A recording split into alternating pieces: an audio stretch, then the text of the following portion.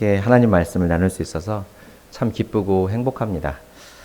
먼저 은혜의 말씀을 나눌 수 있도록 또 초청해 주신 우리 최인호 목사님과 금천중앙교회 당회원들께 감사 말씀을 전하고요. 또 금천중앙교회 모든 성도님들께도 깊은 감사의 말씀을 전합니다. 여러분께서 아실지 모르겠지만 저와 최인호 목사님은 올해로 26년째 가장 가까운 친구로 지내고 있고 또 동역자로 함께 생활하고 있습니다.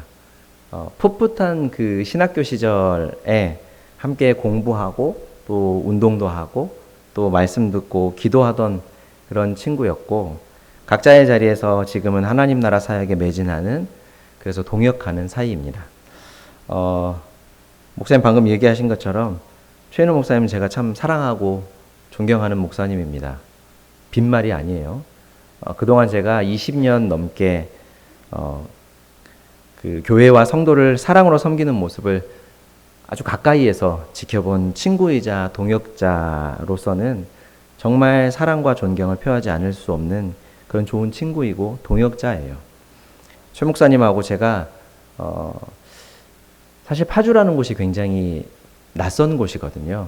저희가 전에는 한 번도 와보지 않은, 상상해보지도 않은 지역인데 참 희한하게 하나님의 인도하심이 있어서 최 목사님이 먼저 파주로 오고 또 저도 파주에 교회 예배당을 얻어서 개척해서 목회를 하고 있고 또 이쪽에서 생활을 하고 있는 것이 참 놀라운 일인 것 같아요.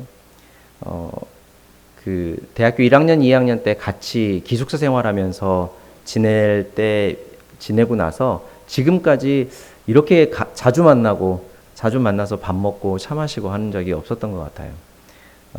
이 얘기를 왜 했냐면 차 마시고 밥 먹고 하면서 대화를 나누잖아요.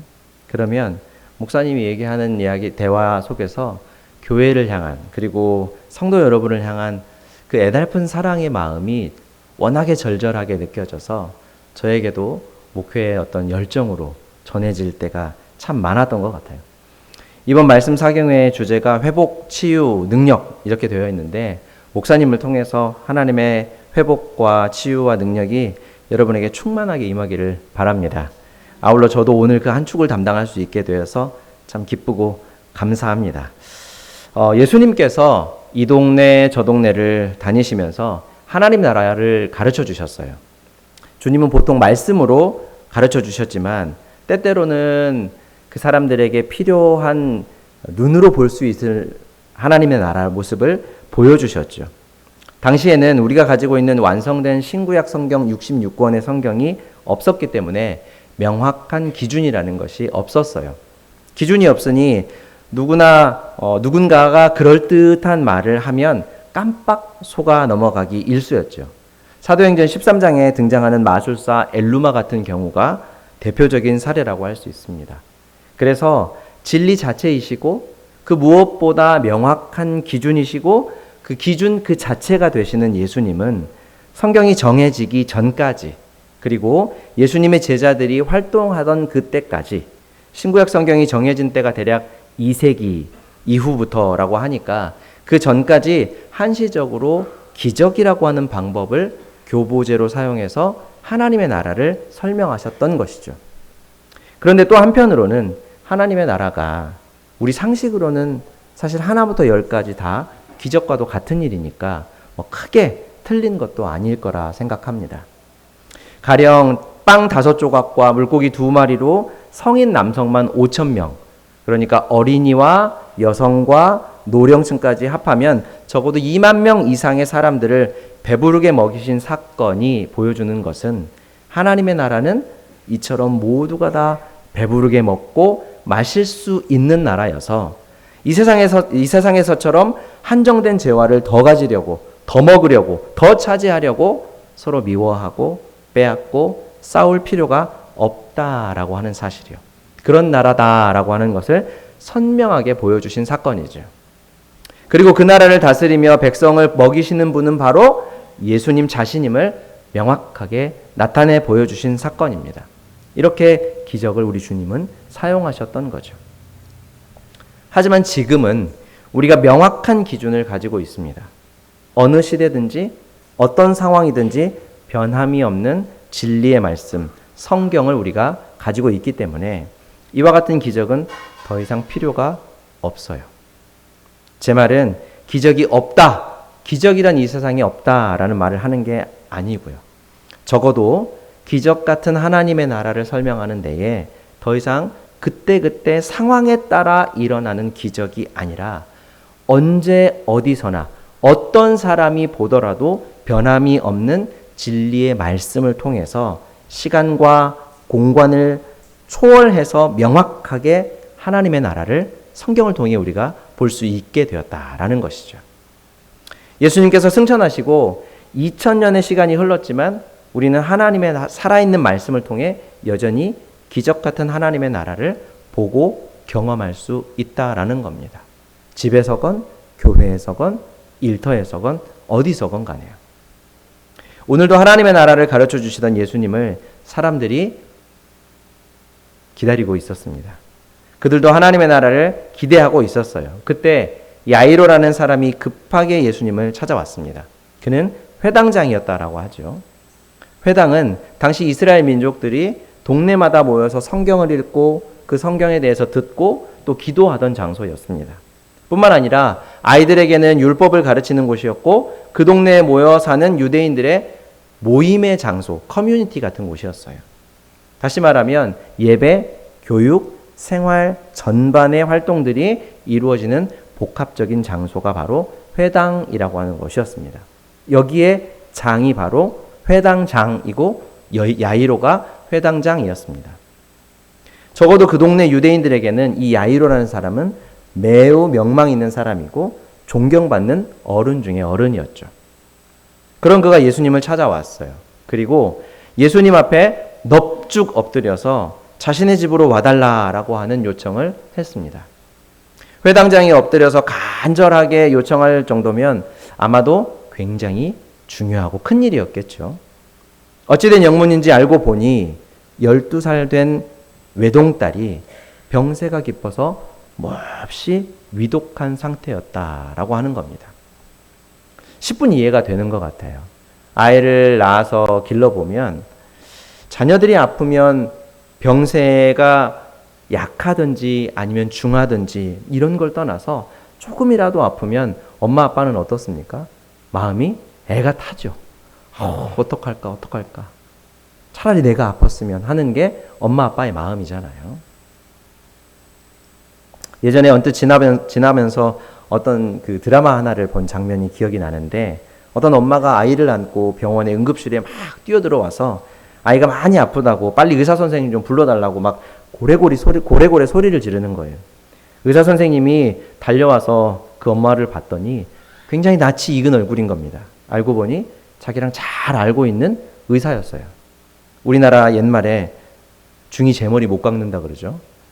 아무리 의사라도 내 아이가 아프면 이성적으로 대응하기가 쉽지 않은 겁니다. 회당장이었던 야이로는 예수님 앞에 엎드려서 자신의 딸을 고쳐달라라고 하는 요청을 했고 사람들은 그가 그렇게 예수님 앞에 엎드린 모습에 안타까워하면서도 한편 깜짝 놀라기도 했겠죠. 예수님은 그의 요청에 따라서 길을 나서십니다. 많은 사람들이 예수님 주변에 모여 있었고 이리저리 밀리기까지 할 정도로 많은 사람들이 모여 있었어요. 그 중에 한 여인이 예수님 바로 뒤편까지 와서 예수님의 옷자락을 몰래 만졌다고 합니다. 그 순간 그녀에게 놀라운 변화가 일어났어요. 사실 이 여인은 혈루증이라는 병을 앓고 있던 사람입니다. 피를 흘리는 병인데 성경의 증언에 의하면 12년 동안이나 그 병을 앓고 있었다라고 하죠. 성경에서 12라고 하는 숫자는 가득, 충만, 그리고 한계에 다다랐다라고 하는 의미를 가진 숫자예요. 그러니까 이 말은 지금 이 여인이 12년 동안 병을 앓았다라는 것은 더 이상 소망이 없을 만큼 한계에 도달했다라고 하는 뜻이기도 합니다. 그런데 동시에 한계에 도달했다라고 하는 말은 예수님을 만나서 해결이 될 것임을 암시하고 있다고 볼 수도 있겠죠. 그동안 이 여인의 병이 얼마나 심각했던지 자신이 가진 재산을 모두 다 쓰고 그리고도 낫지 못했다고 합니다. 어디 재산뿐이겠어요?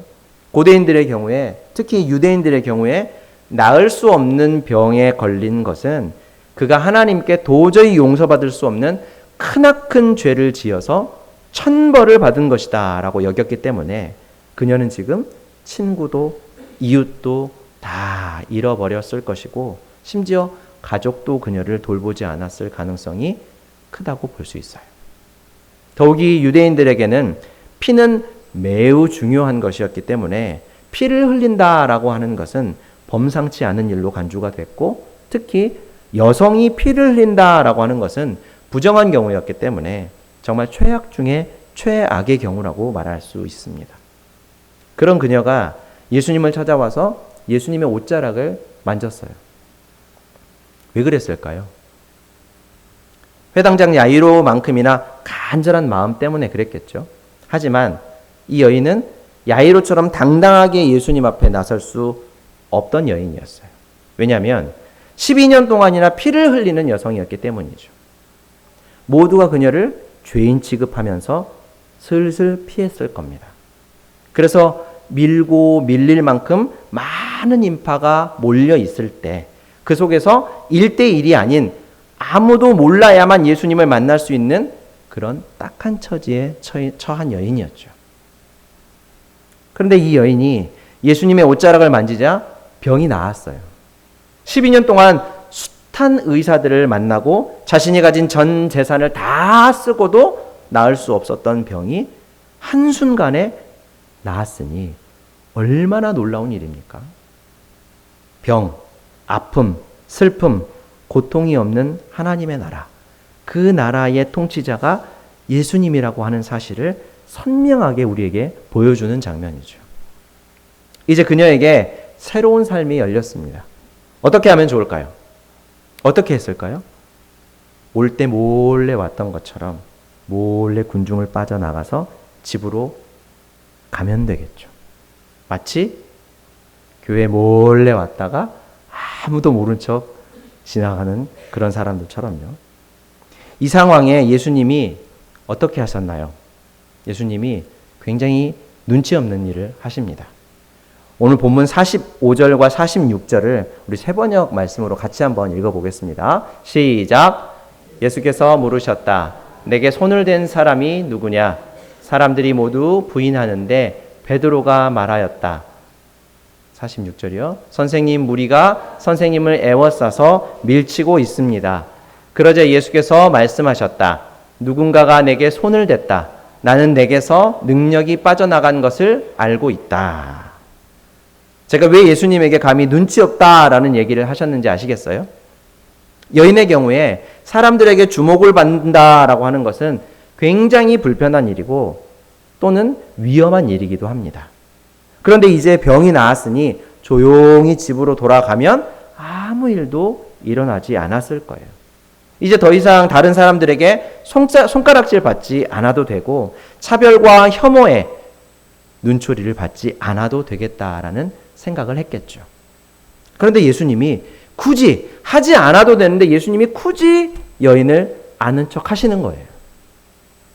누가 나에게 손을 댔고 나에게서 능력이 빠져나갔다라고 말씀을 하신 겁니다. 누군가 나를 만진 사람은 내 능력에 수혜를 입었다라는 거예요. 여기에 눈치 없는 베드로도 거듭니다. 아니 선생님, 지금 우리 주변에 사람이 이렇게나 많은데 여기 있는 사람이 선생님을 만지고 몸이 닿고 밀고 밀리는 것이 너무너무 당연한 거 아닙니까? 어디 그 사람 한 사람만 예수님의 옷을 만졌겠습니까? 이런 얘기를 하는 거죠. 여러분 만원 버스나 지하철 타보시면 아시겠지만 내가 원하지 않아도 옆에 사람, 앞에 사람, 뒤에 사람과 몸이 닿고 옷이 닿잖아요. 그럼 예수님이 몰라서 정말 누가 만졌는지 알고 싶어서 몰라서 찾으셨을까? 아닙니다. 왜냐하면 그렇게 많은 사람 중에 이 사람 저 사람 예수님의 몸에 닿은 사람이 한둘이 아니었을 텐데 베드로의 말처럼요. 그 중에서 누군가가 내 능력의 수혜를 입었다라고 하는 것을 예수님이 콕 집어서 말씀하시잖아요. 자, 그렇다면 누군가 그 사람이 몰라서가 아니라 누가 내 옷을 만졌는지를 몰라서가 아니라 예수님은 뭔가 의도를 가지고 지금 그 사람을 찾고 계셨다라는 겁니다. 근데 문제가 하나 더 있어요. 예수님이 여기서 지체하지 않고 어서 발걸음을 옮기셨으면 하는 안타까운 마음을 가진 사람. 누굽니까? 회당장 야이로죠. 어서 가서 위독한 내 딸을 고쳐주셨으면 하는데 여기서 누군지 알지도 못하는 사람을 왜 지금 찾고 계시는지 예수님이 하시는 말씀과 예수님의 행동이 답답했을 거예요. 얼마나 급하면 회당장인 자신이 예수님 앞에 넙죽 엎드려서 간청했는데 중차대한 이 상황, 지금 내 딸이 죽어가는 이 상황을 아는지 모르는지 예수님은 지금 지체하고 계셨던 거예요. 속이 까맣게 타들어갔겠죠. 하지만 이런 모든 상황을 다 아시고 예수님은 혈루증을 앓던 여인을 찾고 계셨어요. 그러자 그녀는 더 이상 숨길 수가 없고 숨을 수가 없다라고 하는 것을 알고 예수님 앞에 떨면서 나와 엎드렸습니다. 무슨 말을 했을까요? 떨리는 목소리로 제가 이만저만해서 예수님을 찾아왔고 예수님에게 손을 댄 후에 병이 낫게 되었습니다. 이런 얘기를 했겠죠. 그리고 아마 분명히 뒤에 그렇게 말했을 것 같아요. 정말 죄송합니다. 제가 죽을 죄를 졌습니다. 용서해 주십시오. 왜 그랬을까요? 율법을 보면 피를 흘리는 사람은 부정하다고 하죠. 애초에 하나님께서 의도하신 바는 이 부정하다라고 하는 것이 윤리적인 개념이 아닌데 사람들은 다 윤리적인 개념으로 이해를 했어요.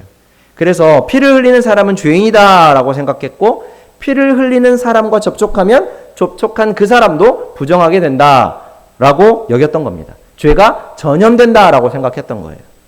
그러니까 지금 이 여인이 자신의 지금 상황을 모든 사람 앞에 말했다라고 하는 것은 자신의 잘못을 예수님과 사람들 앞에 고하는 것이고 감히 부정한 여인이 예수님을 만졌기 때문에 예수님에게 죄를 전염시키게 되었다라고 하는 것에 대해서 잘못을 고하고 그 잘못에 대한 처분을 달기 받겠다라고 고개를 숙이고 있었던 것이죠. 예수님께서 눈치 없이 길을 멈추신 이유도 바로 여기에 있습니다. 그녀가 예수님 때문에 병이 났고 그냥 집으로 갔으면 어땠을까요? 사람들이 그녀를 인정해 주겠습니까? 아, 저 여인이 예수님 때문에 병이 나은 사람이야 라고 인정해 줬을까요? 아니죠. 오히려 어떻게 병이 나았는지 꼬치꼬치 캐묻고 정말 나았는지 그렇지 않은지 집요하게 조사하고 그러고도 잘 믿어주지 않았을 거예요. 어쩌면 예수님께서 마태복음 12장에서 당하신 것처럼 귀신이 그동안 병을 주었고 귀신의 대마왕 바알세불이 병을 낫게 했다면서 마녀 사냥을 당했을지도 모르죠. 예수님은 그걸 해결해주고 싶으셨던 거예요. 오늘 본문 48절 말씀도 우리 같이 한번 읽어보겠습니다. 시작. 그러자 예수께서 그 여자에게 말씀하셨다. 딸아, 내 믿음이 너를 구원하였다. 평안히 가거라. 제가 읽었습니다. 예수님은 병이 나은 여인에게 치유뿐만 아니라 그녀의 삶을 다시 회복시켜 주신 거예요. 딸아, 내 믿음이 너를 구원하였다. 이제 평안히 가거라. 병만 나은 게 아니라 많은 사람들 앞에서 이 여인이 더 이상 부정한 병자가 아니라 피해야 할 병자가 아니라 죄인이 아니라 구원받은 여인이고 죄를 용서받은 여인이고 너희의 이웃이다라고 하는 것을 공표하고 계신 거예요. 그래서 여인이 스스로 평안을 누릴 수 있게 되고 그녀를 둘러서 많은 사람들이 여인을 평안히 놓아주도록 일하고 계셨던 거예요. 예수님의 눈치 없는 이 말씀은 그동안 환자로 죄인으로 나락에 떨어져서 처참한 삶을 살던 한 여인의 몸과 마음을 치유하셨을 뿐만 아니라 그녀의 남은 인생도 완벽하게 회복시켜 주신 거예요. 그런 예수님의 비범한 사랑이 아닐 수 없죠. 적어도 예수님이 그녀의 병을 낫게 해주셨고 예수님이 이 사람이 구원받은 하나님의 백성이다라고 말씀해 주셨으니 거기에 토달 수 있는 사람이 누가 있었겠습니까? 자, 그런데 큰일이 하나 남았죠. 예수님께서 여인을 돌보시는 동안 회당장의 집에서 사람 하나가 급하게 찾아왔습니다. 그리고 안타깝게도 딸이 죽었다는 소식을 전하죠. 이제 더 이상 예수님을 괴롭히지 말아라 라고 하는 것인데, 바꿔서 말하면 이제 더 이상 예수님이, 이 선생님이 오셔도 아무 소용이 없게 돼버렸습니다. 이 말을 하는 것이죠. 사람들은 생각했을 거예요. 아니, 아무도 신경 쓰지 않고 한낱 죄인으로 취급받던 저 여인 때문에, 보잘것없는 저 여인 때문에 모두에게 존경받는 회당장의 딸을 고쳐줄 중요한 골든타임을 허비하시다니. 에이구.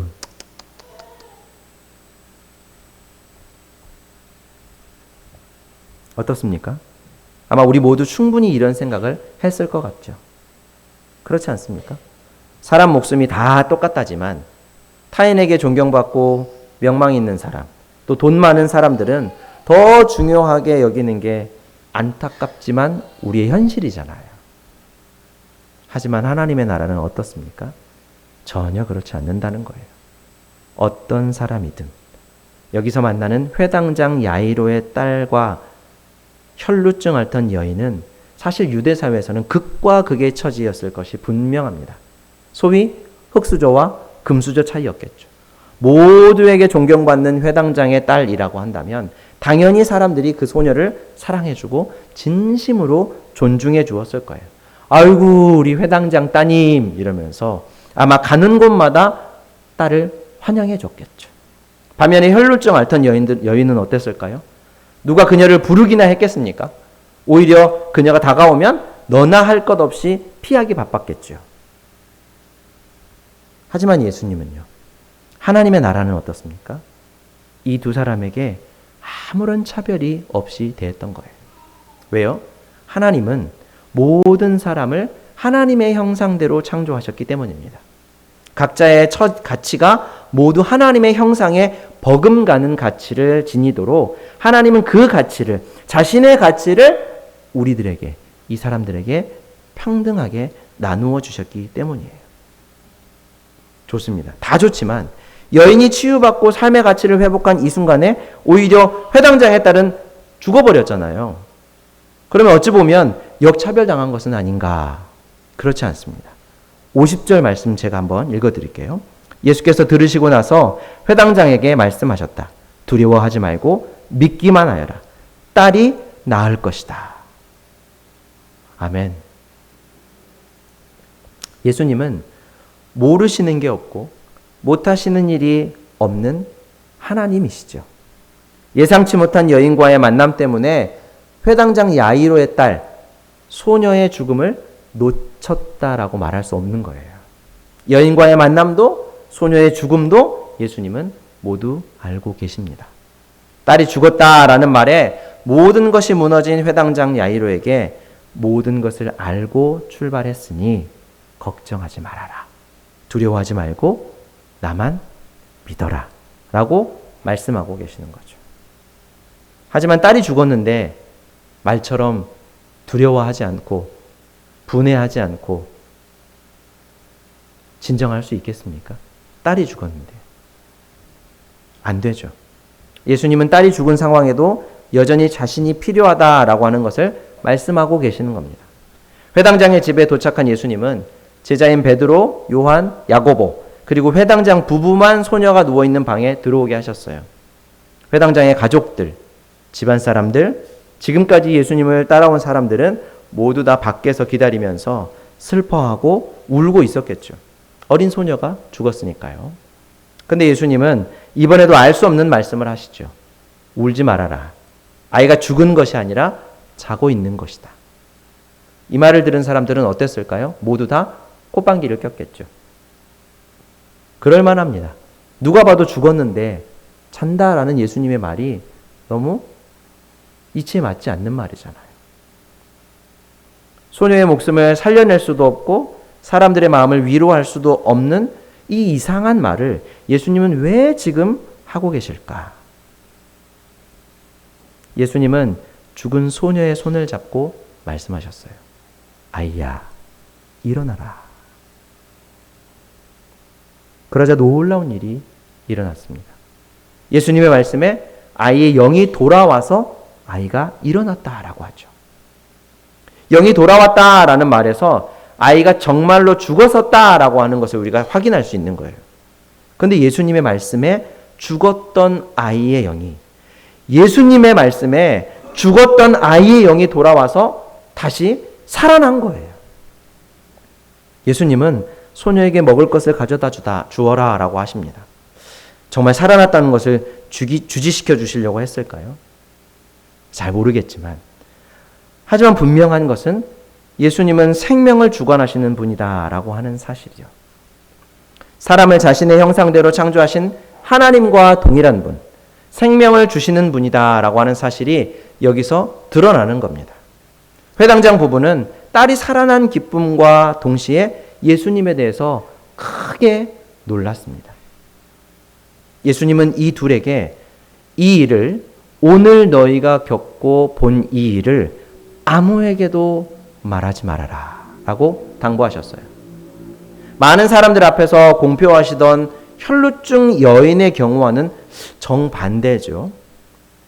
회당장의 딸이라서 고쳐주셨다부터 시작해서 많은 오해를 불러일으킬 소지가 있고, 특히 사람들이 예수님을 그저 병을 낫게 하시는 의사 정도로만 여길 수 있기 때문 아니었을까. 분명 예수님이 병을 낫게 하셨고 죽었던 소녀를 살리신 것은 부인할 수 없는 사실입니다. 하지만 예수님께서 정말 하시려던 일은 여기에 그치면 안 돼요. 소녀가 살아났지만 후에 어떻게 되겠습니까? 결국 다시 죽음을 맛보게 되었을 거예요. 이 땅에서 우리가 누리는 인생의 연수는 누구에게나 한계가 있기 때문이죠. 하지만 예수님께서 우리에게 정말 주시려고 하는 생명은 어떻습니까? 십자가에서 자기 피와 목숨을 버려서 우리에게 주시려고 했던 생명은요, 영원한 생명이잖아요. 그래서 예수님은 야이로에게 지금 이렇게 말씀하고 계셨던 거예요. 사랑하는 성도 여러분, 예수님은 사람의 신분, 가진 것, 이러한 것들에 상관없이 우리를 사랑하시는 분입니다. 왜냐하면 예수님은 세상 모든 것을 창조하신 창조주이시고 모든 것의 주인이시기 때문이에요. 하나님이신 예수님은 돈이 필요하거나 다른 사람의 유명세가 필요하지 않습니다. 오히려 예수님께서 나누어 주시는 분이죠. 예수님께 가면 우리가 모든 혜택을 누릴 수 있는 수혜자가 된다는 거예요. 그리고 예수님의 사랑은 동정에 머무르지 않습니다. 혈루병을 앓던 여인이 불쌍해서 낫게 하신 게 아니에요. 만약 그랬다면 그녀를 아는 채 하시지 않았을 테고 사람들에게 죄를 용서받은 사실을 공표하시지 않았을 거예요. 후에 이 일들 때문에 유대인들과 종교 지도자들에게 예수님은 말할 수 없는 미움을 받고 결국 십자가에 못 박혀 죽으시는 빌미가 되었기 때문이죠. 하지만 예수님의 사랑은 병이 나은 그녀가 정상적인 삶을 살 수 있도록까지 회복시키시고 도와주셨던 거예요. 심지어 사람들로부터 신성모독죄의 누명을 쓰는 불편과 불명예를 감수하셨던 것은 그녀를 향한 예수님의 마음은 동정을 넘어서 진정한 사랑이었다라고 하는 것을 만천하에 보여주었던 것입니다. 치유를 넘어서 회복을 우리 주님은 선사하고 계셨던 것이죠. 또한 예수님은 자신의 모든 능력을 다해 사랑하셨습니다. 이미 죽은 회당장의 딸에게 다시 생명을 회복시켜 주시는 예수님. 생명의 회복은 새 창조라고도 말할 수 있을 것 같아요. 하나님의 창조가 바로 생명을 주시는 일이었으니까요. 예수님의 사랑은 태초에 생명을 창조하신 일을 다시 보여주시면서 하나님의 나라와 자신을 보여주실 만큼 어마어마한 스케일을 가지고 있는 일이었어요. 사랑하는 우리 금촌중앙교회 성도 여러분께서 이렇게 일하시는 우리 주님의 회복의 능력, 치유의 능력을 매일 삶 속에서 통성이 맛보고 믿음과 소망으로 살아가시기를 주님의 이름으로 축원합니다. 우리 시간 같이 한번 기도하실까요? 우리 주님께서 우리에게 가르쳐 주시고 보여주신 하나님의 나라, 그 하나님의 나라를 매일매일 살아갈 수 있게 해 주십시오. 우리 주님께서 우리를 회복시켜 주시고 우리를 치유해 주시는 그 은혜를 매일 경험하면서 살아갈 수 있게 해 주십시오. 하나님의 말씀을 우리가 기대하고 소망하면서 살아갈 수 있게 해주십시오라고 우리 조용히 한번 같이 기도하겠습니다. 사랑과 은혜가 풍성하신 하나님 아버지, 주의 은혜를 간절히 사모합니다. 시간 배운 하나님의 말씀, 하나님의 나라를 우리가 소망하며 살 수 있게 하시고 우리에게 치유의 은혜, 회복의 은혜를 허락하시는 우리 주님의 그 손길을 매일매일 경험하고 기대하고 소망하며 살아가는 우리 모두가 되게 하여 주옵소서. 그 은혜를 경험한 우리 모두가 하나님의 사랑을 우리 사랑하는 교우들과 가족들과 이웃들과 나누며 살아갈 수 있는 하나님 나라의 백성으로 살아갈 수 있도록 은혜를 베풀어 주시옵소서.